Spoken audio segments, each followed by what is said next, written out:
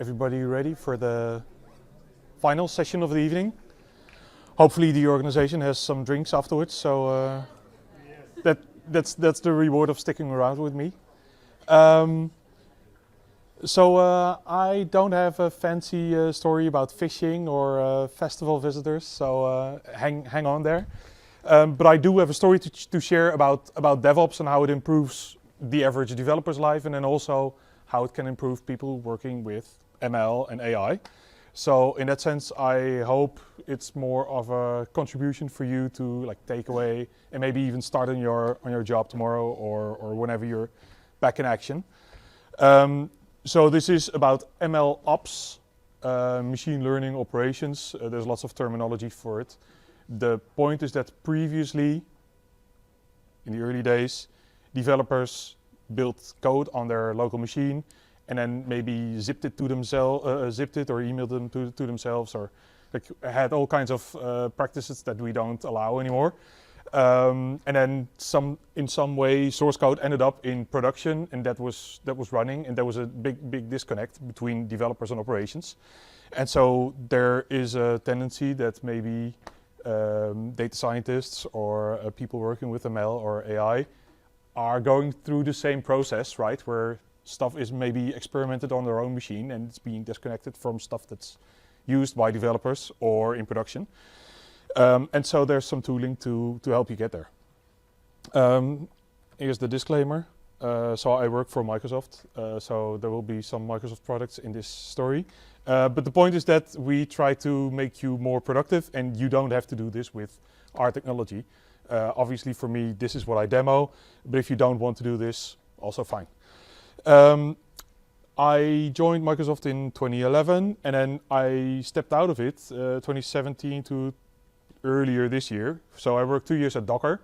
Docker is a company that does something with containers, with packaging software and dependencies in it. And so coincidentally, stuff comes together. Containers turn out to be pretty interesting component when you use it in the MLOps story. So we'll see a bit about the code and the tooling that you can use. But another important disclaimer is that DevOps is not only about tooling, right? It is about people, and it is also about processes. It's not what I'm going to go deep into today. I only have 25 minutes, or as soon as the workshop attendees start making noise with the beers. So not too much time to spend on there, but it's important to realize that you can't just get a connection from your version control system all the way into using build automation into production, right? That is something that is going to change your culture, change the processes that you may have, change the attitude of the people. And maybe it's not a solution for you in the first place, right? That can also be the case. So maybe you just want to automatically deploy to development or test and then stop there, and then keep your existing processes to do that. So Azure DevOps is an important component here, purely because it provides the engine to do something, right? So in that case, we're looking mostly at Azure pipelines, where you have an engine that can move stuff around. In your case, probably something with data and models. And then Azure repos or GitHub or whatever your version control system is, to store those things in, because if you have something where you store your artifacts, then you can version them, right? So you can go back to a certain state, a certain date time, a certain successful build, and reuse that. It's also for auditability, traceability, an interesting component. There's other components in Azure DevOps, we won't go into that. So Azure pipelines, if you haven't seen it before, the idea is that you have pipelines, you can split them out into builds and into releases. So the build purely works with your model or the code that you're working on to get to a binary version or a packaged version of something. And then the releases is where you take that artifact and then move that into a certain environment, maybe test, dev, QA, production, whatever your steps are. I hope you're not afraid of terminals or code editors, so let's dive into that for a bit. What I have here in the first demo is a website. This is running in the cloud. And we're using the same components that I'll be using in the MLOps demo a bit later. So yeah, please hang on there. I've tried to keep this example pretty simple. So it is an ASP.core website, purely to have something that shows a GUI. In this case, it says Utrecht 2. We'll be changing it to Schiphol because that's what I do in the demo, to just make a small change and then not do anything else. As you can see, my version control system is GitHub, because Floor wants that to. No, because this is what I demo. And so this is, this just shows that it is not related to stuff that's Azure per se. You can use any version control system. So on my local machine, there's the VS Code editor, and I can make a small change here and change this Utrecht 2 into Schiphol, and then save it. Enter a commit message, or I can do a local test. I'll show the flow in a minute, but to kick off the build, I'll just commit and push this change into the version control system. What I obviously could do is, here, is this readable? A bit? Please shout if it's not.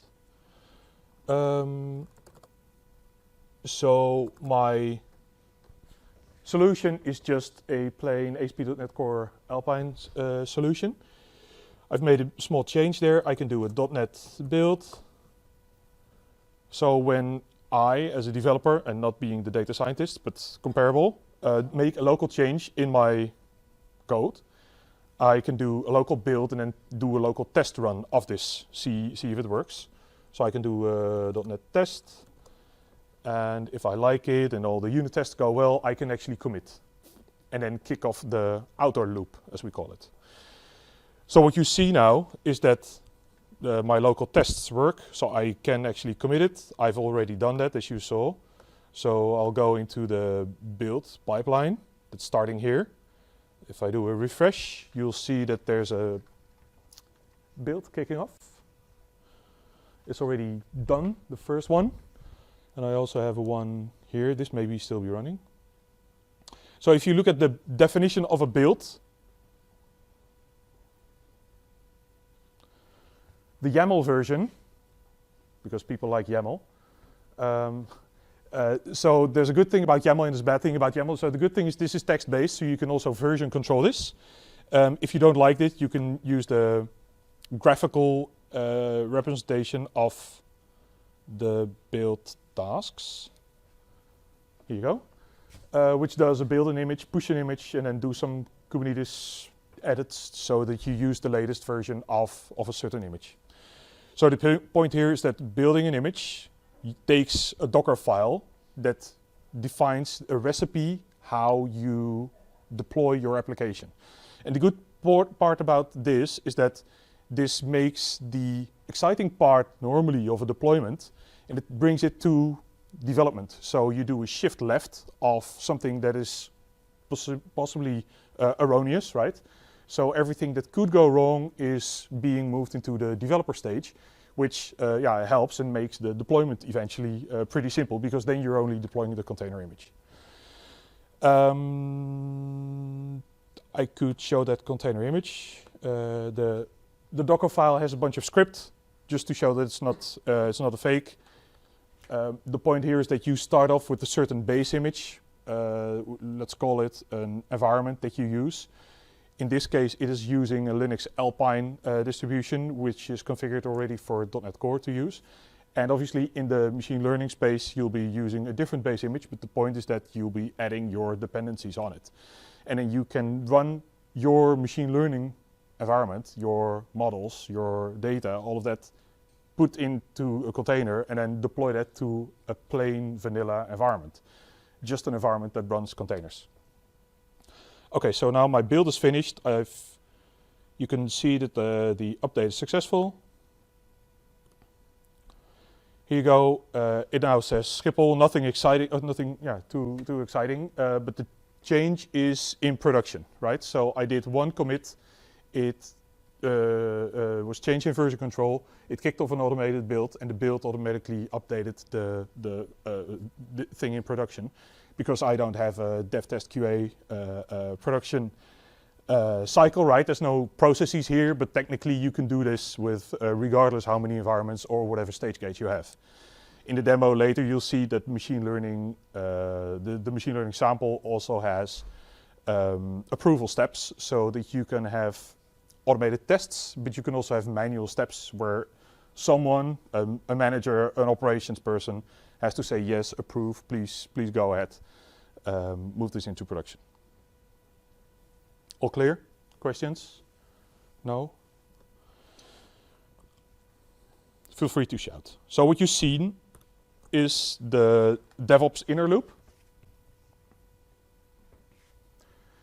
So the inner loop is I change something in my code, I can run it, I can validate it, debug, all that stuff locally. You can do that on your machine, regardless what your machine is. And you can use containers here also, but in this case I haven't done that, right? I've just edited the source code. I did a .NET build and a .NET test, and that was it. So then I was satisfied, I committed it to version control, kicked off a build that did a CI and CD really in one step, so I can split that out. Then deployed it there, and it worked back with Azure monitoring, so you can use tooling like Azure Monitor and Application Insights that will show the telemetry of your solution. And all of these apply to machine learning. Right. So let's go there. Has everyone worked with the Azure Machine Learning Service? No? Maybe? Okay, we'll do that in a bit. It felt a bit awkward for me with a developer background to demo the environment, the AI, ML stuff to you guys. But maybe I'll do that anyway. So ML is great stuff, and I think you've seen that tonight, that there's impressive steps being made, even though not everything may work as you'd expect. Actually, there's a demo just inside the room there, where they do facial recognition, and it estimated me to be 34 just now, which I'm not. So it's there's lots of developments going on, and it is interesting, and some things are at an impressive parity, but then also there's still room for improvement, right? But where we've come from 2014, when there was the first version of ML Studio, who worked with that? Yeah, a few. So that was really the disconnected world, right? There was, you had a website, and you can go into it, and you can maybe upload some data, but then you were designing a model in there, and there was not really an easy way to work with that, to put it in version control, to deploy it to something else, to deploy to a cluster where you have infinite compute capacity, all those things. Even though it was great at the time, and the data science VM also added quite some possibilities, which already made it easier for people not to only be tied to their own machine, but have a ready-to-go machine with all the tooling installed in the cloud, where they can define how big the machine is. So nowadays, machine learning in Azure is a bit bigger than that. So when you go from the top, there's cognitive services, right, with the ready-made stuff, the easy-to-use APIs, if you don't have any advanced demands about what the model works like. And then if you want to go deeper, you can develop your own, you can use open source frameworks. Obviously, if you haven't noticed, Microsoft is kind of embracing open source, right?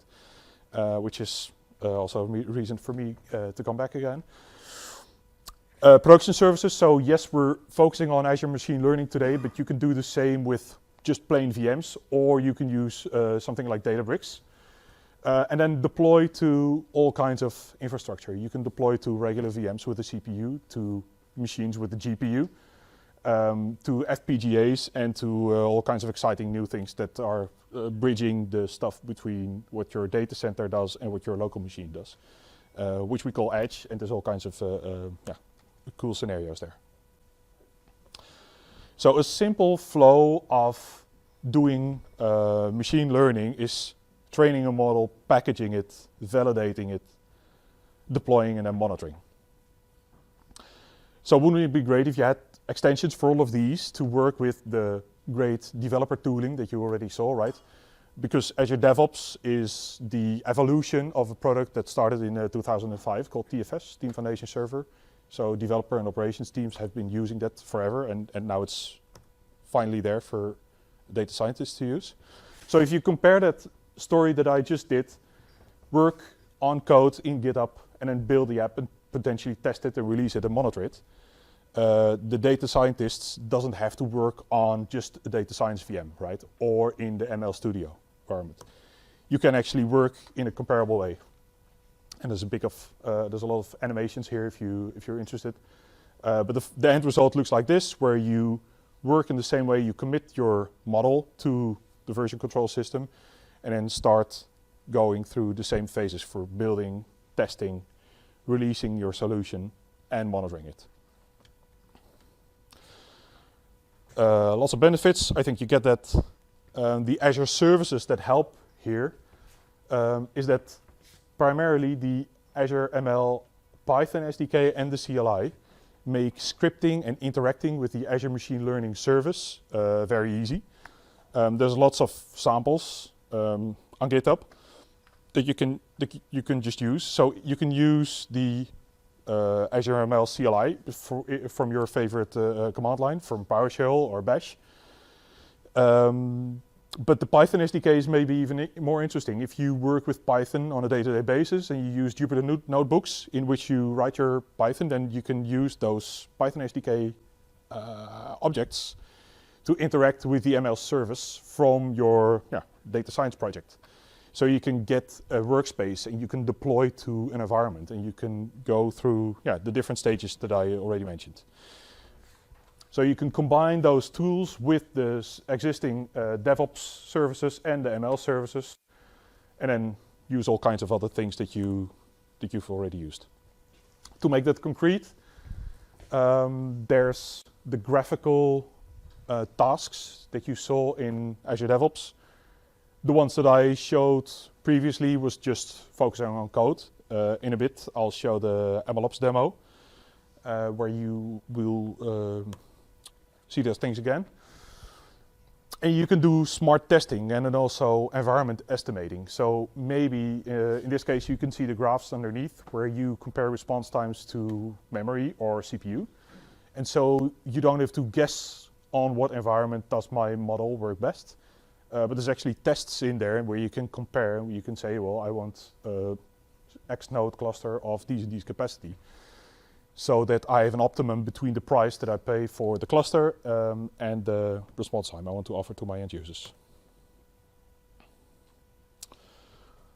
Automated deployments. Time for a demo, I guess.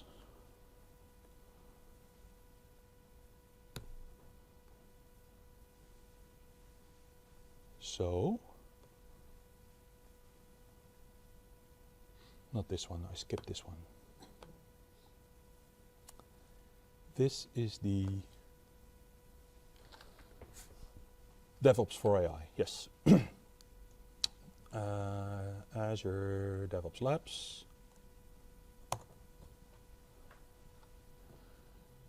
If you're interested in the DevOps tooling, that's where you can easily find the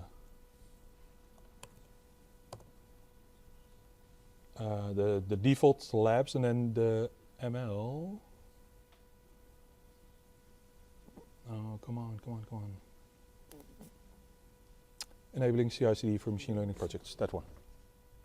So this one's developed by a colleague who has taken the default best practices for CI/CD with code and then added it to all kinds of fancy stuff. And it extends the stuff that I skipped. So if you know ML service, there's lots of samples with tutorials on working with diabetes data. So you can do all kinds of analysis, and you can see there's Jupyter notebooks that you can use. So once you go through that basic tutorial to set up a model, you can actually go here, and then this is what you get. So in Azure DevOps, right, there's repos, and so not this time in GitHub, but it comes from GitHub, so you can look it up there. You see a couple of sections. So AML config, so you can configure the environment that you're using for Azure Machine Learning, the Azure ML service, so where you interact through Python scripts with the service. Code, data, model, all the things that you'd like to put into your version control. Then if you look at this, you'll see that there's an Python script that says from Azure ML core import workspace. So this is where you see the Python SDK interacting from your Python script to the Azure ML service. And in this case, it's just doing a configuration, but it tries to bridge the gaps between a developer and a data scientist, right? So it tries to bring those worlds together. And just looking at this script, you'll understand that there's lots of other scripts here to continue the steps. In the build, I do edit, and then here you see the create or get workspace, which refers to that 00 workspace Python script. So this runs on an agent, and the agents can be hosted, or you can run your own VMs if you want. It configures to use Python and then install some requirements. So where you say, I need these and these tools to successfully run my builds, and then do all the scripts to configure your ML workspace, to start training on local, so on the local build machine, do some evaluation, and then register it and score, create the scoring Docker image, and then push that out to a registry. So the Docker images that you use, you store them on your file system eventually, but you don't share them as in the file copy. You put them into a registry, a container registry. There's obviously, you can use Docker Hub, the public one, but in Azure, obviously, we have the Azure Container Registry, and you can bring your own if that's what you want. So that's the end of the build stage. So you really do a build of your environment, and then the release does this. It takes the artifact, so it takes the container image. That was the result of the build stage, and then takes that into QA. So this is stages, right? You have two environments: the quality assurance environment, where you deploy to ACI, which stands for Azure Container Instances. So this is where you instantiate a container and then provide an HTTP endpoint, and you can run some tests against it and then shut it down again. The production goes to AKS, an Azure Kubernetes service. Maybe if you heard about containers, you may also have heard about Kubernetes, the most popular container orchestrator, which can actually run a cluster. And a cluster is then maybe 10 of your favorite VM types joined together. They all run a plain operating system plus the Docker engine. And then once you have that, you can run a container on it. You can also run 10 instances on it. And the cluster will take care of optimum use of your resources. If you look into those deployment steps, it's actually very comparable. You do the same, so you run it with Python, some install scripts, and then you deploy and test. And the same on the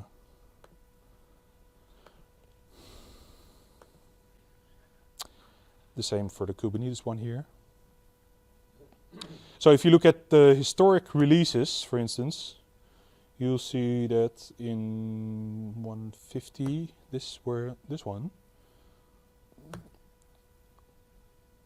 the logs, agent phase. This step took quite some time. So here you see that there was some tests, and eventually it wanted to deploy this to AKS.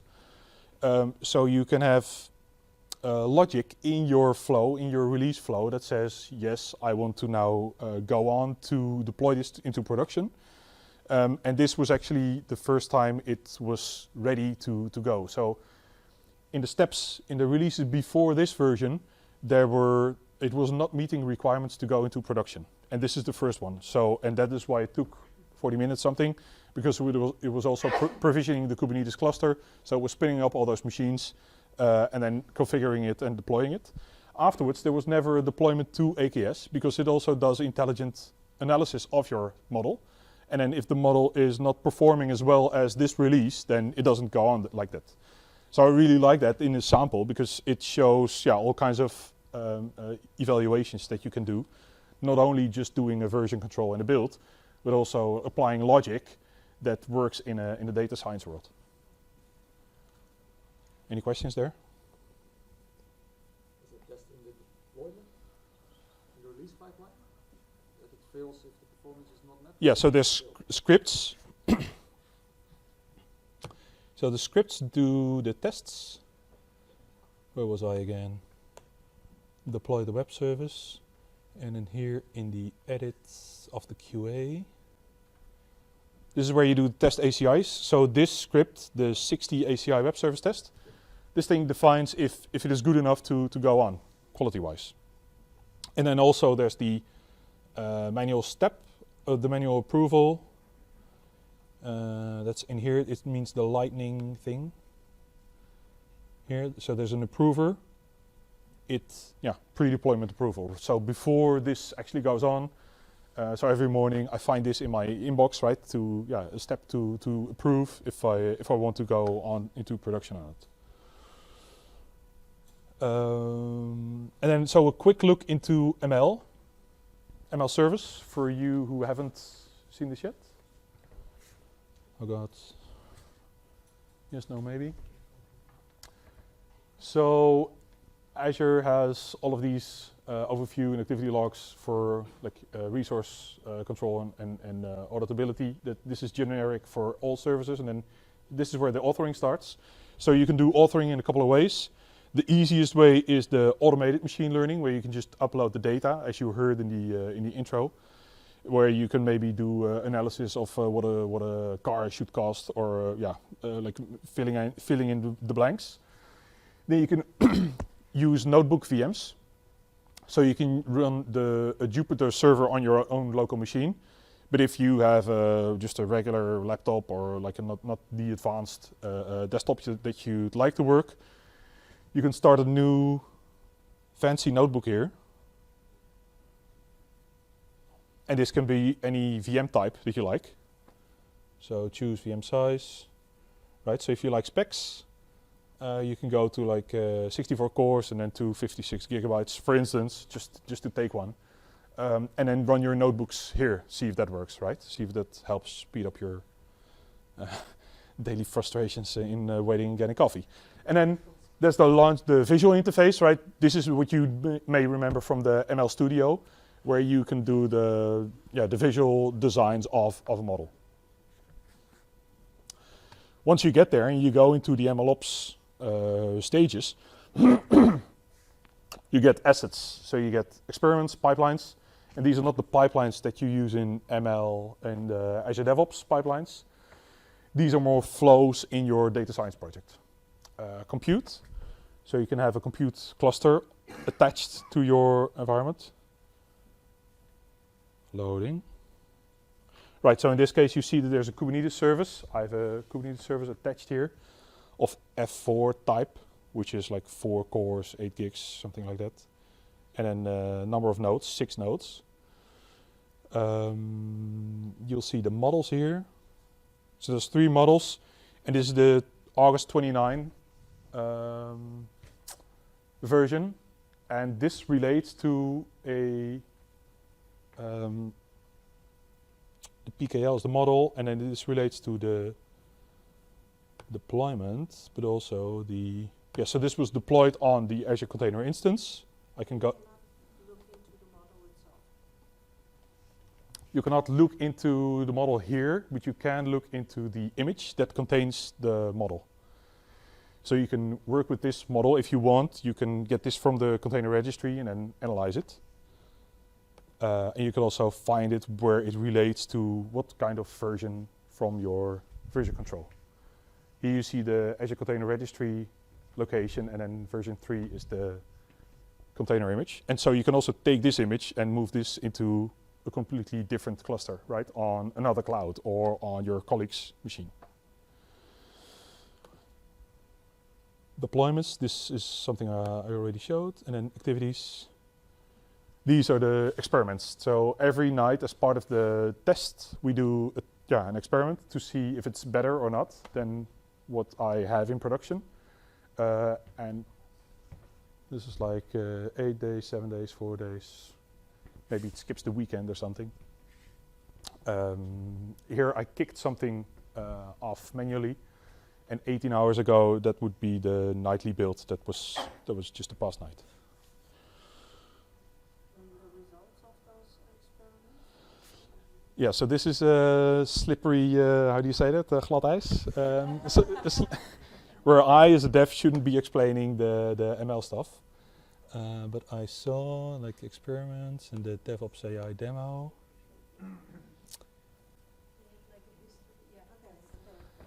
Yeah, so you can look in all the runs and you can really investigate in what was going on there.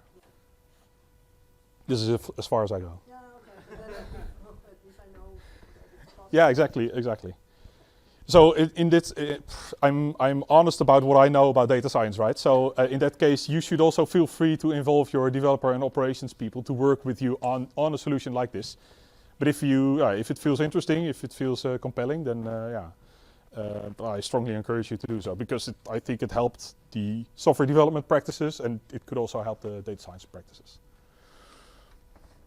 Anything else? Will it support R? Huh? Will it support R in the future? So it's Python? Doesn't it? For it? Oh, you mean for the... It says R for, or it says Python for most of the scripting stuff.